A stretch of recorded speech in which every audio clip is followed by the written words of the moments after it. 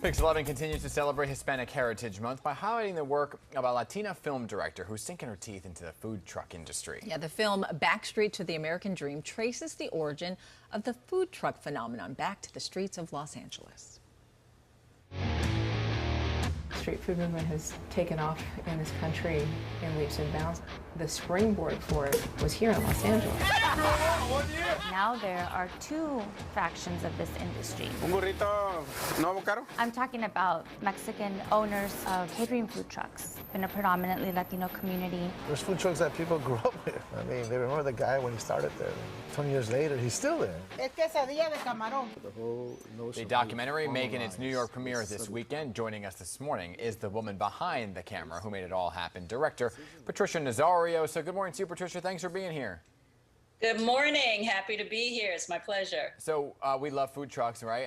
And the history is vast. So you're not the only director. You're the writer. You're the editor. You shot the documentary yourself. So you are like a quadruple threat here. Why was this so important for you to tell? You know, once I started sinking my teeth into it, as you guys said, it was just so obvious that there was a story here. I was a NPR reporter when I started this journey, and I went out on just a day story. And I came back the next day and I was like, you know what, guys, this is more than just a day story. And they didn't see things my way, so I resigned 6 months later and chased it down. Well, good for you. And this film shows the stark difference between how communities in Los Angeles embrace the newer food trucks versus how the traditional food trucks were treated, rather. Can you share a little bit about what you captured in your film? Yeah, so when I went after it, I didn't know the history, really. The history was always sort of present in the Spanish media, but I didn't work in the Spanish media, and we don't learn really these things about the Hispanic systemic racism in school. So I didn't have much context for this. I went after it with that pop culture side. And as I was chasing down the story and learning their story, so I speak Spanish, my family's Puerto Rican from here. So I went, you know, and I was able to connect with them in this authentic way and learn their story. And the more I learned, the more it was obvious to me, like, you know, there's so much here. Like they left their families or loved ones behind. They've come here just to want to make a way, to send money back. And it was just such a story that I wanted to convey to the public. Right. And I didn't have the money to do it, so I had to learn how to do everything on my own.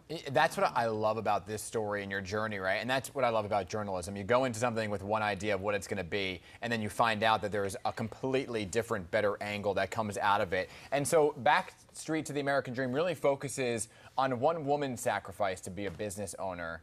And that's what I like about this, right? You zero in on one person. Donna, hopefully I get her name right, Wilhelmina. Wilhelmina. It's Wilhelmina, like William, Wilhelmina, yeah, in Spanish. So it's Doña Wilhelmina. Her quest was to survive, right? She left a son, a toddler, in Mexico. She was still, her body was producing milk for the baby when she crossed the border illegally. All she wanted to do was provide for her son back home. And the lonchera, which is what they call it in Spanish, was her entry point. And she was like, all right, she was good with it. So in her story, she talks about in Mexico before leaving, she made like $6 a week. Wow. And after 2 weeks on the lonchera, she was making $15 a day. And like, she was like, yeah. So that's just one example of how coming to America, right? That phrase, coming to America and landing a job, being able to create a life for yourself has changed her life and her family's life. And when you went into this project, you really went all in, even traveling to Mexico to trace the roots of food trucks. Of street food, yeah. Well, I mean, we didn't realize that a lot of the words we use for Spanish food items come from the very native inception from ancient Mexico, from the Nahuatl language. So we're talking about things like guacamole, even tequila, chocolate was created in that culture. Cacahuate is the plant, the seed of the chocolate. So all these things we went learning along the way, and I had a consultant who gave me that seed of an idea is, why don't you do it in an animation? So we created this 4-minute animation that took like 2 years and cost about $7,000.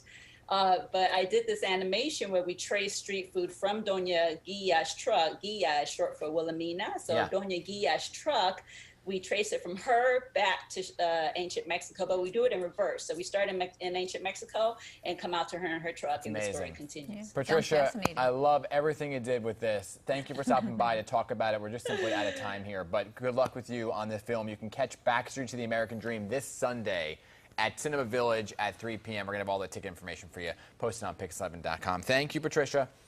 Thank you, guys. Have a good day.